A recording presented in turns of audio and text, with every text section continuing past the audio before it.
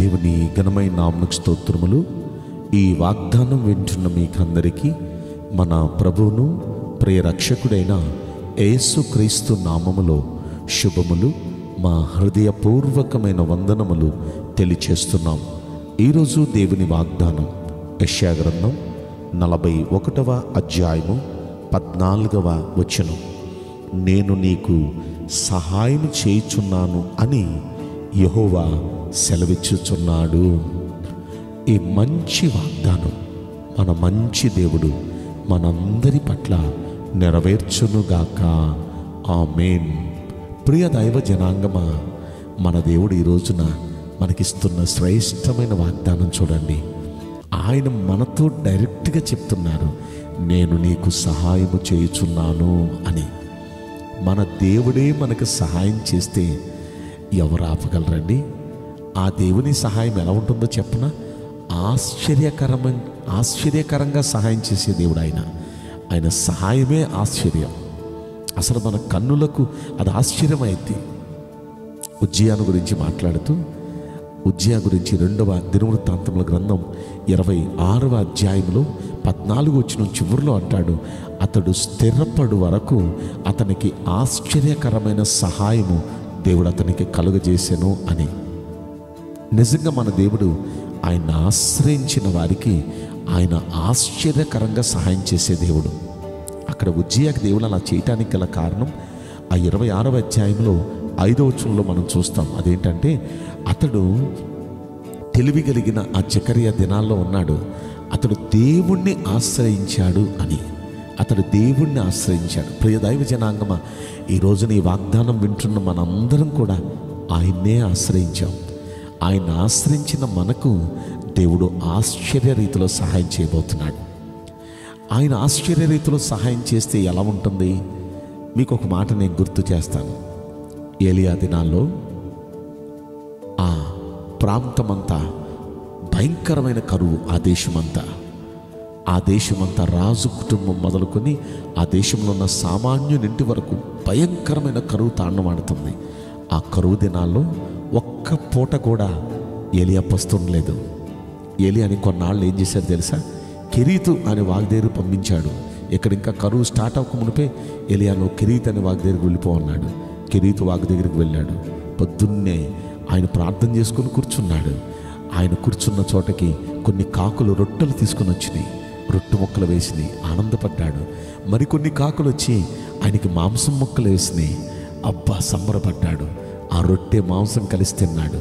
మళ్ళీ సాయంత్రం ఆకలేస్తుంది. మళ్ళీ సాయంత్రం అలాగే మళ్ళీ రొట్టె మాంసం ఆ కాకులు తీసుకొచ్చి ఆయనకి సప్లై చేసినాయి. అలా ఒక్కరోజా 2 రోజులా? చాలా రోజులు అలా ప్రతి పూట పగలు, ప్రతిరోజు సాయంత్రం కాకులు రొట్టె మాంసం తీసుకుని వచ్చి అతనికి సప్లై చేయటం అంటే ఇది ఆశ్చర్యంగా లేదా? ఇదే ఒక ఆశ్చర్యం అంటే, ఇంతకంటే మరొక ఆశ్చర్యమైన సంగతి మీకు చెప్తాను. ఇక్కడ పోషిస్తూ ఒక రోజున ఏం జరిగిందంటే, కాకులు రాలేదు. ఆ నీళ్లు కూడా ప్రవాహం అయిపోయింది. అరే ఏంటి ఇలా అయిపోయింది? ఈరోజు కాకులు రాలేదేంటి? ఈరోజు ఏంటి ప్రభా ఎలా ఉంది నా పరిస్థితి? ఇంక ఈ రోజు నుండి నాకు కూడా కరువేనా అనుకుంటున్న ఆ టైంలో, ఏలియా, నేను కరువులో పెడతానయ్యా. నువ్వు పలానా చోట కెరీతు అనే వాగ్దేరికి వెళ్ళమన్నావు. ఇక్కడ నిన్ను పోషించలా? ఇప్పుడు నిన్ను చెప్తున్నాను, సారేపతు అనే ఊరు వెళ్ళు. అక్కడ పలానా చోట వీధిలో ఒక విధవరాలు ఉంది. ఆ విధవరాలు ఇంటికి వెళ్ళు. ఈ పూట నుండి కరువు పోయే వరకు నేను అక్కడ పోషించబోతున్నానని. ఆమె ఏదో కోటేశ్వరాలు అనుకుని వెళ్తే ఓ చిన్న పూరు గుడిసెలో ఉంటుంది ఆమె పరిస్థితి కూడా ఎలా ఉందంటే, ఆ పూటకి కావాల్సిన పిండి తొట్టులో ఉంది. ఆ పూటకి ఆ అప్పాలు కాల్చుకోవడానికి, ఆ 2 అప్పాలు కాల్చుకోవడానికి కావాల్సినంత నూనె బుడ్లో ఉంది. అది తప్ప ఇంకా ఆమె దగ్గర ఏమీ లేదు. కాల్చుకుంటానికి ఆ పుల్ల ఈ పుల్ల తీసుకురావడానికి వెళ్ళింది ఆమె. ఈ లోపల వచ్చి కూర్చున్నారు ఆయన. ఆమె వందనాలు అనగానే, అమ్మా వందనాలు, ఆకలిగా ఉంది, ఏదైనా తీసుకుని వస్తావా అని చెప్పింది. అయ్యా, నా పరిస్థితి ఎలా ఉంది, ఇదే లాస్ట్. నాకు నా కొడుక్కి మేమిద్దరం తల ఒక అప్పం వేసుకొని తిని ఇదే లాస్ట్ అయ్యా, ఇది ఇక చావే, మాకు ఇక కరువే చావే అని ఆమె సిగ్గుపడకుండా చెప్పింది. ఆమెతో ఏమన్నాడు చెప్పిన, అమ్మా, కరువ నాళ్ళు దేవుడు నిన్ను నీ కుమారుని పోషించబోతున్నాడు. ఆ మొదటప్పం తీసుకురమ్మా అన్నాడు. ఆ మాట నమ్మింది. వెళ్ళి మొదటప్పం తీసుకుని వచ్చిందండి.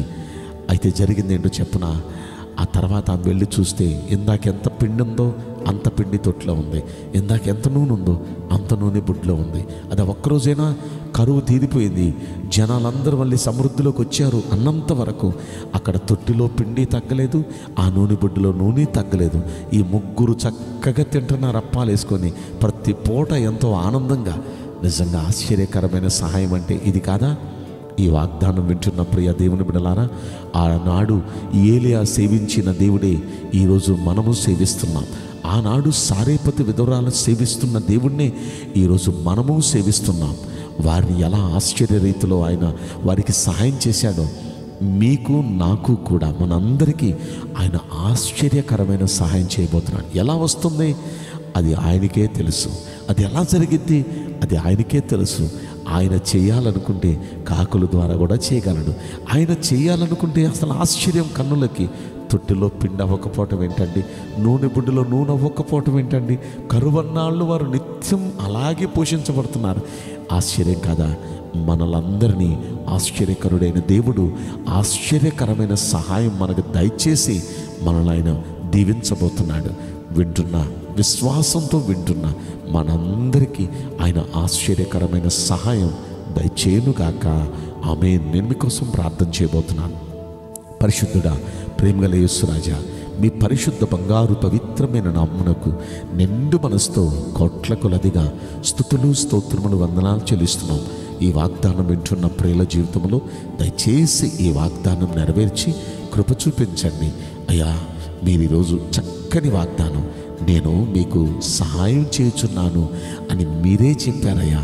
నిశ్చయంగా వాగ్దానం వింటున్న ప్రతి ఒక్క వ్యక్తికి దయచేసి మీరు సహాయం చేసి ఆశ్చర్య రీతిలో సహాయం చేసి మీ బిడ్డలను ఆనందింపచేయండి, తెప్పరిల్ల చేయమని ఈ కొద్ది మనవులు నజరుడైన యేసుక్రీస్తు ప్రశస్తమైన నామములో మిక్కిలి వినయముతో ప్రార్థించి బ్రతిమలాడి వేడుకుంటున్నాం ప్రియ పరలోకపు తండ్రి.